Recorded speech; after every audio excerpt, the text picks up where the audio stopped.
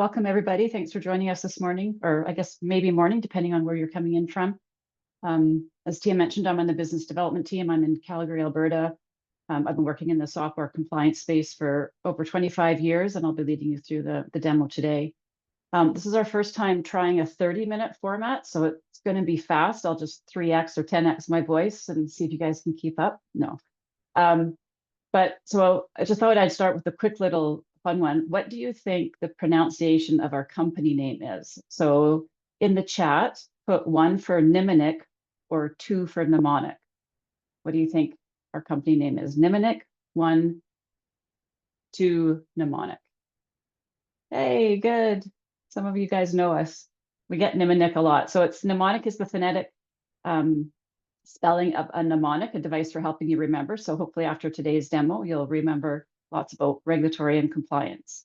Today, we're going to be focusing on the regulatory portion of our business, as you know, because that's what you signed up for. And then we also have our standards side, which was a different demo. I am going to share my screen and kick this off. So I have a couple quick little slides I want to go through. We can also forward the slides to you after. This is a reduced slide deck from our normal ones, but again, just wanting to keep in mind of our 30 minutes, so it's going to be like a speed run. So I mentioned we're a global standards and regulatory compliance software company helping you organize and control your requirements. We were founded about 17 years ago, really strong on the environment regulatory side. And then over those last 17 years, we've extended our reach into other topic areas. And then about 2 years ago, adding the standards business. What kind of really separates us in the marketplace is this integrated solution that we have. So we're the only provider that can offer you a regulatory solution, a standard solution, and also your company documents. We'll talk about that a little bit. So when we look at our software workflow, this is kind of how we approach our onboarding with our customers and how our software ties in. So we first look at saying, well, what are the documents that you have obligations in? What are those documents that have requirements in them? And then that's from a regulatory point of view, a standards and a company document point of view. And then we look at what are the obligations in those documents. So using AI, getting the AI to read and recognize, and then separating say general definitions and admin from actual actionable tasks and obligations. From there, we look at it and we say, what are the different risks and controls that you want to apply to these obligations? Recognizing that there's probably more time, there's more tasks than there is time in the day, and being able to say, what are those high risk activities? What are the lower risk ones? Where do we need to be focusing our efforts? And then what are the controls that we've created internally to address these obligations? So being able to map to those controls, identify those policies, and really give you a better compliance picture. From there, we have an actions piece. Our actions are twofold. We have external actions, which are updates from the government. So we have a content team that all they do is monitor changes to legislation across over 40 countries. They then put those changes into the database, and then actions are created for our customers when those documents change. We also have internal actions, and that allows you to build out a bit of a compliance calendar or compliance tasks between you and your colleagues. So your internal ones could be, Leanne sends an internal action to Tia to say, rewrite our policy because there's been a new amendment, or write a new policy on this clause. Or it could be, enter in our quarterly environmental meeting into the compliance calendar. So you get all those actions, all those internal tasks in one location. And then our fifth component is the auditing module. The auditing module can stand alone or it can be fully integrated with the regulatory documents. We're not going to jump into the auditing today. That is a full, another full hour, but I'll quickly show you a couple high-level things. So ultimately, we're offering you a compliance program across all different areas of compliance. So again, one thing that separates us from other providers is that we're not just environment, health, and safety when it comes to topics. We also support our customers with quality, cybersecurity, HR, And so as your other departments want to onboard into a compliance program, we can support them with those other topic areas. And then, as we talked a little bit about earlier, across regulatory standards and those company documents. When we look at our product journey, this is what I'll be focusing on in the demo. So we have the six different segments to our products. And these are also kind of how our pricing works as well. So if we ever get into a pricing discussion with you, then we'll be looking at, you could segregate some of those modules. Some of our customers just get the first three, the library, the chatbot, and the newsletter, and as an introductory way of starting to monitor their regulations. Then we have the register, which is more comprehensive and more specific to your company. So your newsletter is a high-level update of the regulatory changes based on jurisdiction and topic. The register is specific to your company based on documents and clauses. So much more granular, takes more time to set up, but becomes much more accurate to your operations. Number 5, risk controls and actions. Those are modules that add on to number 4, the register. So those are part of the register, and then the audit can stand alone, or it can be integrated. So you can create audit checklists from your register with a couple clicks. So that is kind of the overview of what we're going to be going over today. I will switch over to the software. So this is our main landing page. This is our demonstration account, so it's got a whole bunch of mess in it. But let me start off by talking about the compliance library. So if I go up to the very top menu across to where it says compliance library, drop down and then choose mnemonic library. This is our kind of your portal or your entryway into, oh, I don't know, probably 1 million documents now, and growing every single day. So you can see here, we've got search for a document. So you can do keyword searches, titles, abstract searches up here, but you can also filter and build out a list based on jurisdictions and some of these other areas. When we set up your account, so we are a software as a service, and we set up an instance for each different company. And when we set that up, we turn on the jurisdictions, sectors, and topics that are relevant to your operations. So when you open up the library, you're only going to see what's been turned on for your corporation. So let's just say I want to search within Canada, say the United States, and say the UK. So I can just load up the jurisdictions that I'm interested in. I can drop down different filters based on industry, based on the type of document, and then based on topics. And then you can see here, I can just build out my filters. I can add, I can remove, and you can just build out depending on what it is that you're looking for. When I want to then see the results, I can hit generate results. And then it loads that for me. So I've got, over 152 pages of results that I can have fun going through. So maybe that's a little bit long. So let's just say I want to look for an actual document. So say the labor code. And then it pulls one up. So let's just say I take a look at this. So if I click on it, I can see a document, open the document from my library. Every document, doesn't matter what country it's coming from, will follow this same structure. So the title, the jurisdiction, the abstract. Over on the right-hand side, all the metadata, so the sector, the type of document, and the topics that are contained within this particular document. We then have a listing of any child or parent document relationships. So if I click View All Child Documents, I can see all the different ones that are related to this. If I go further down, we can see the history of changes with links. Everything in blue is linked to the amending documents. And then if I go further down, I can see the text of the document. And then for other languages, we can then change this and just do a Google Translate into other languages in this screen here. We have links to the source documents. We can compare to previous version if it's been amended.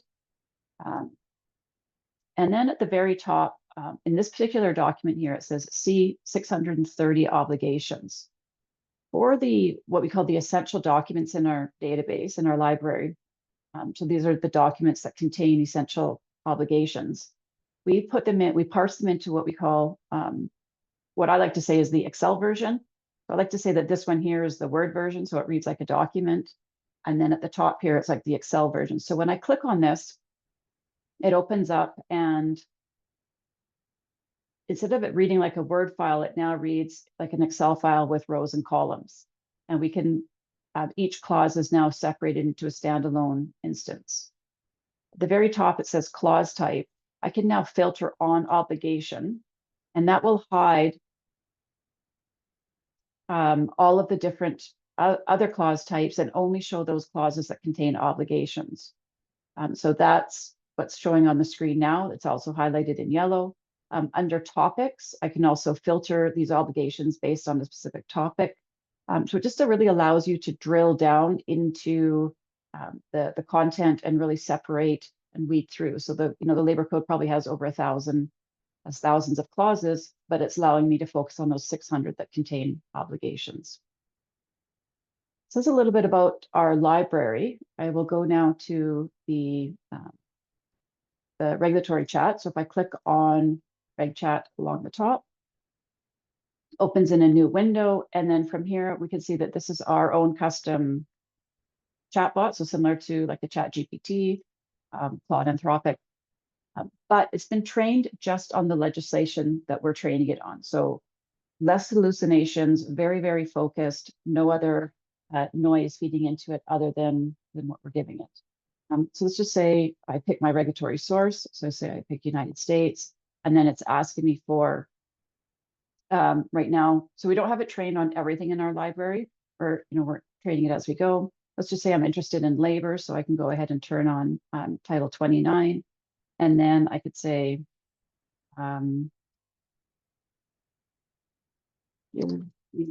over.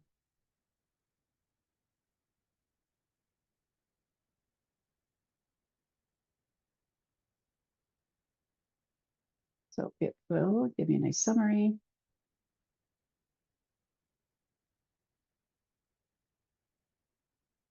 I could also specify, I'm going to say, what should I know?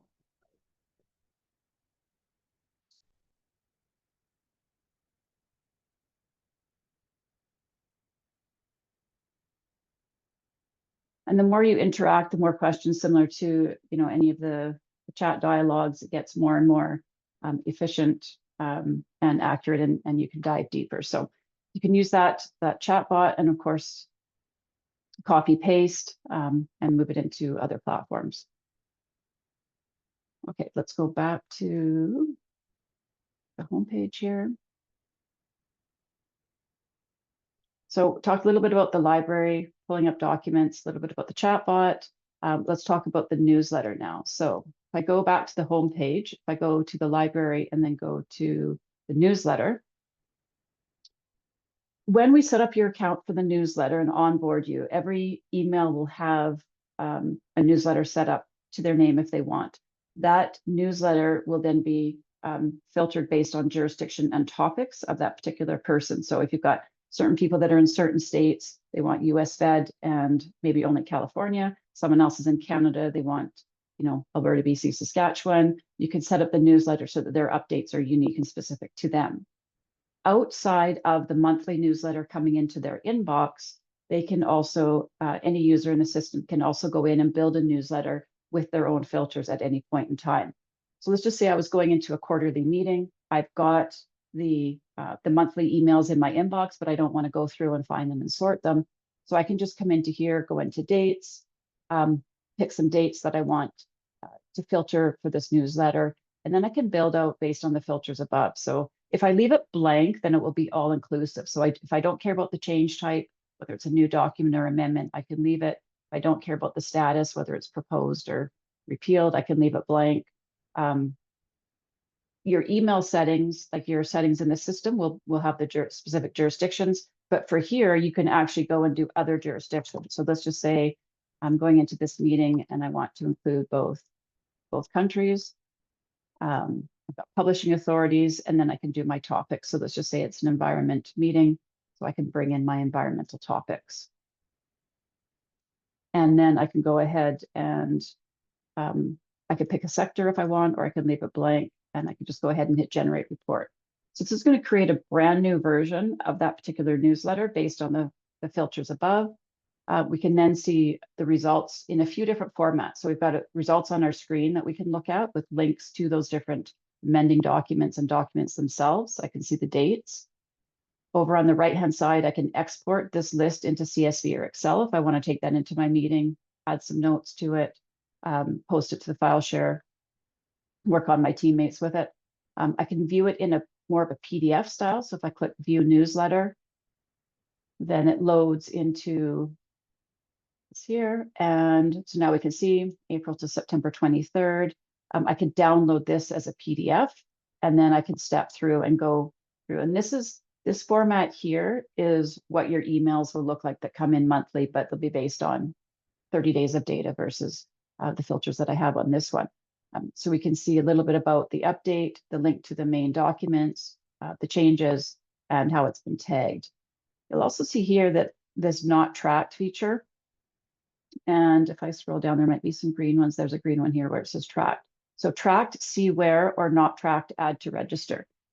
So that's kind of the next step. Is the newsletter gives you that high level update of what's changed at that jurisdiction and topic level. Your registers are more granular. They are specific at the document clause level and specific to your company and its operations. So this is just another check and balance for you to look and say, okay, so the newsletters come out. Oh, this document is not in my register. Maybe it's something I should be tracking. Let's add it. Or it's green. This is already in my register. I know that I'm then going to get another workflow notification on this particular one. So if I go back to the home page now, and then we take a look at those registers. So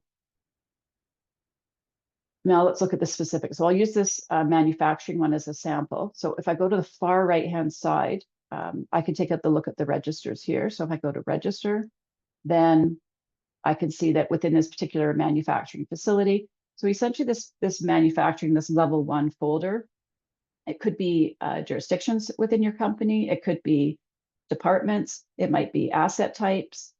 It could be anything you want it to be, whatever. If you want it to match your corporate structure, it's really flexible. It's really about designing it to match your structure there. So within this sample here, we can see that we've got just a generic register. Then we have one that's focusing on cybersecurity and data privacy, and a combined one for environment, health, and safety. Some companies separate their environment and health and safety registers. Some keep them together, again, depending on your own personal workflow. You could have a separate one for all your permits and track those permits, track when they expire and when they need to be renewed. And then you could have a separate one for your standards, which are the paid copyright documents. So let's use the EHS regulatory one. So if I click on that, it opens up and it shows us the register. So very, very similar to an Excel file as far as rows and columns. A lot of people, if they have a legal register in Excel, often they'll have different tabs. Often those tabs will then represent different registers that get set up within our system. And once you build that register in our system, it's now integrated with our library. So if we think about our library as the foundation, we find the documents that we want in the library, and then we link them and create a register. And now when our team goes and updates that library document, those notifications get pushed out into the register so that you have that one place that you can go to understand all of your compliance activity. So if we look at this document column first, essentially everything is sort of driven and think of that as the core of the registers, the document itself. From there, we have all these different columns that can help us categorize and organize the register. We have talking first about this assessment column. When we load the registers for you, when our customer success team creates those registers, they come in as unassessed. So first off, generally our customers will look at it and then decide, are we complying or not? Do we need to review it? Are we conforming or non-conforming? And then you tag and go through your documents. These drop-down values can change at a corporate level if you want different taxonomy. And all of these are now part of your dashboarding and reporting and your KPIs. So if I go up to dashboards, go to registers, and then I can go ahead and look at my assessment overview. I can see I've got 7,000 documents unassessed, 87 documents non-conforming. So very glad that this is not my account that I need to be working in. If you want to look at the document, if I click on the migratory birds regulation, that takes me back to that title page that we saw earlier in the library. And you can see the full text of the document, see the clauses, things like that. If I move over a bit here, we have a responsible party column. The responsible party can be a person or a team. The responsible party is the group that will get notified when that document changes. They'll get notified if they've been made a responsible party. So if I change this to Tia,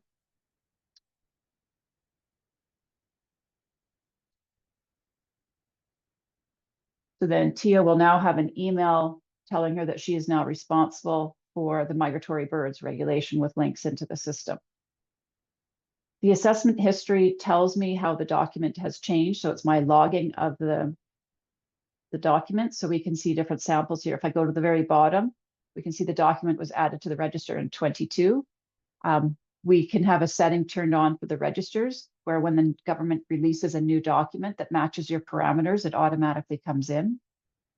When it gets updated, that also gets recorded here. So you can see a change, the amendment history linking to that. So that came in also in 22. We can then see the assessment was changed. We can see another amendment, actions closed, another updated amendment, and then the assessment was changed again. So you get that history, you get that logging, you can see who made the actual change and any notes that they've put in. So that all gets recorded under the assessment history. So your external actions that I talked about earlier show up here. If there was an external action, so an update that has not been closed, then you'll have a red mark in this column, just like you see the red mark under internal actions. So the internal actions are the tasks between you and your colleagues. So that would be, if I hit the plus, I could go ahead and create and assign a task. Again, I could assign it to Tia. And as soon as I hit save on this task, she'll have an email in her inbox with a link to this register, to this document with the task in hand. Your task can repeat. So if it was a monthly meeting, a permit that expires yearly or quarterly, anything like that, you can set a repeating task. You can set notifications for when you want to get notified when that task is due. And then you can see all of your up under reports, internal actions. You can see all the different internal actions that are going on. You could filter by the ones that are overdue, and you can get a sense for, who was it assigned to, when was it due, what's it about, with links to all those different registers. Moving further on the right, we have a bunch of custom fields. So earlier in the presentation, we talked about the risk ranking and mapping to controls.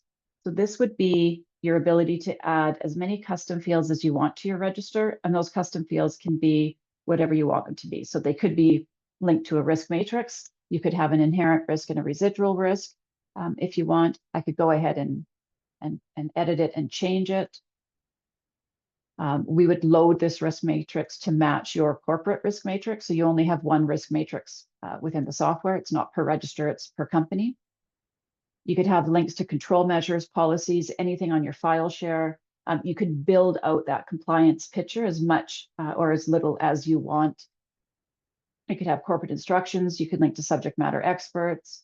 Again, so it's whatever your company wants to put the time and effort into supporting. And it's something that can be done over the years too. So perhaps, you start with just, building the register, getting the updates, having that logging and that proof of those updates and your assessment.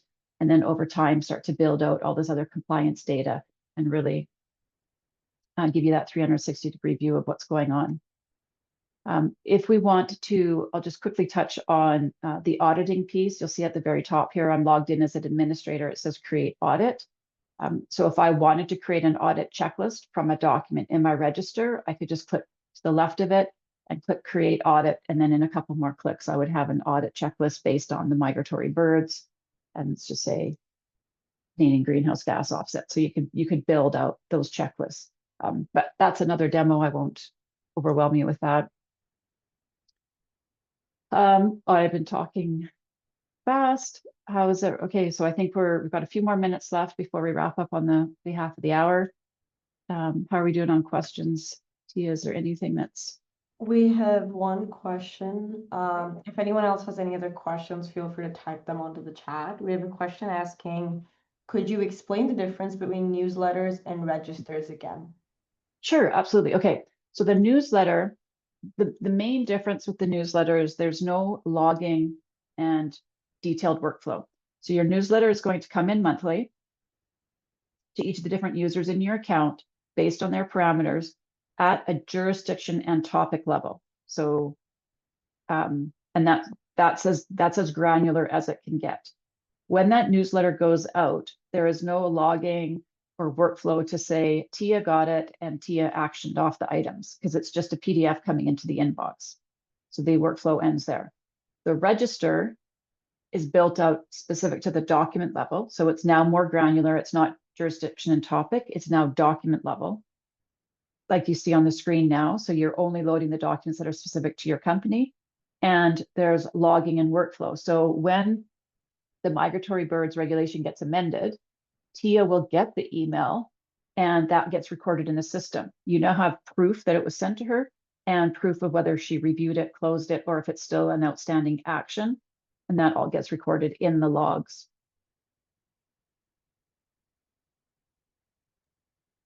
Thanks. We have another question from Patrick asking, are there any codes for jurisdictions from Asia like Singapore, Malaysia, Hong Kong, Taiwan? Yes. Yeah. We have, let's see here. Oh, that's jurisdictions. So again, it depends on what's been turned on in this demo account. But we do have lots. We've got Shanghai there. Um, we've got lots of China. We've got Hong Kong. Yes, we could send you a full comprehensive list of countries. And we've also grown our content over the years. So when we started, we only had Canadian content. And then as our customers onboarded, they're operating in other jurisdictions. We've added those countries at that time. So working in partnership with our customers based on where they're growing and where their needs are, which is, yeah, we're over 40 countries now in our scope. We also have a team in China for Yes, we have 10 to 12 people in Shanghai that support all of our Asia customers. Thanks for that, Tia. We have um, Angeline in Europe, so she's in France, mostly working with French-based companies. We have another fellow in the Middle East, and then Canada and US. Thanks, Leanne. So the next question is from Aslesha asking, is the jurisdictions available for medical devices industry? Our system is not set to our industry. Yeah, so since we bought the standards company a couple of years ago, we've been onboarding a lot of supporting a lot of medical device companies with the standards, which has then opened up the whole regulatory side. So that's an area of the database that we're growing, and it's a sector that we're growing into. So we're not. I won't say that we're fully populated there, but it's on the path. All right, perfect. I don't see any other questions as of now. I'm just gonna give it another minute in case Okay. anyone has any other questions. We'd Uh, love your feedback too on how the 30-minute. I know everybody's time is tight. I know an hour is a lot, so we thought we'd try this 30-minute. We'd love your feedback as to whether it's too rushed or it's good. It gave you a good overview to know whether you want to set up a demo for with just your company. So we're open to all sorts of feedback. yep. I'm also gonna put in Leanne and my email in the chat for if anyone has any further questions later on or would like to meet with Leanne and book a demo for your company. I'm just gonna put her email into the chat as well. Perfect.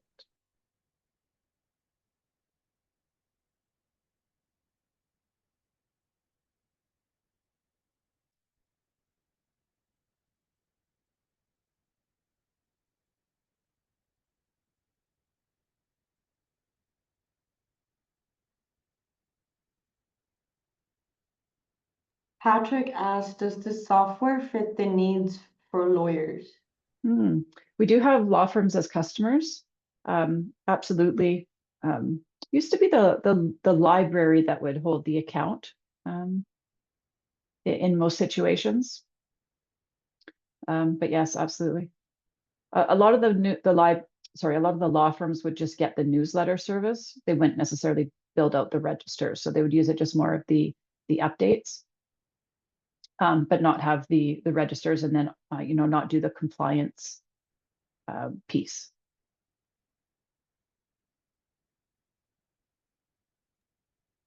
All right, thank you so much, everybody, for your questions. I've added Leanne's email in chat. If you'd like to have any other follow-up questions or inquiries, you could reach out to her. And Leanne, Excellent. anything else before I Nope, wrap? that's great. Thanks, everybody. Thank